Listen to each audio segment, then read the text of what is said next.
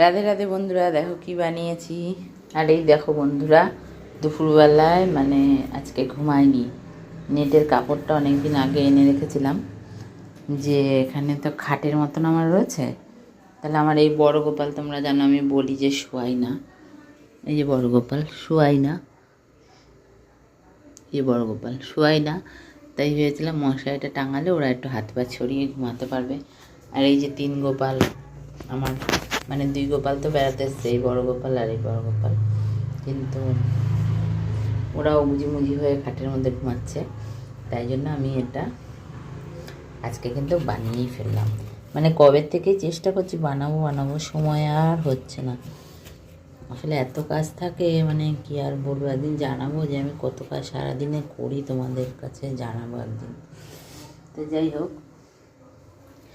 এখন বানিয়েছি এটাকে, কিন্তু কী বলতো, মানে কত যে একদম সুন্দর হয়েছে না, বা খুব ইজি হয়েছে আমার কাছে করাটা সেটাও না।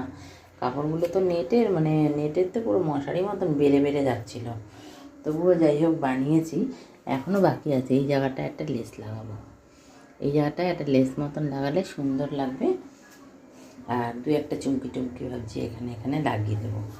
এখন মোটামুটি কেমন হয়েছে বলো তোমরা? আশা করি ভালোই আমার তো লাগছে, মানে নিজে বানিয়েছি সেই হিসাবেই লাগছে অবশ্য। তোমরা দেখলে তোমরা বুঝতে পারবে যে না ভালো হয়েছে কি খারাপ হয়েছে।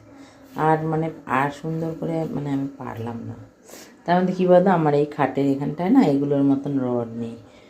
মানে একটা এই ফোনের তার ছিল, ওটাকে আটকে ওটার মধ্যে মানে আটকে রেখেছি।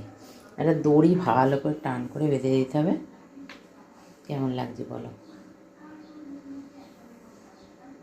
ওই একটা রোদ আসে দেখে জানলাটা দিয়ে, এই যে খুব রোদ আসে। এখন অবশ্য রোদটা চলে গেছে, ফুলে দিই, গোপালগুলো শুয়ে গেছে, হাওয়া আসুক একটু বরঞ্চ।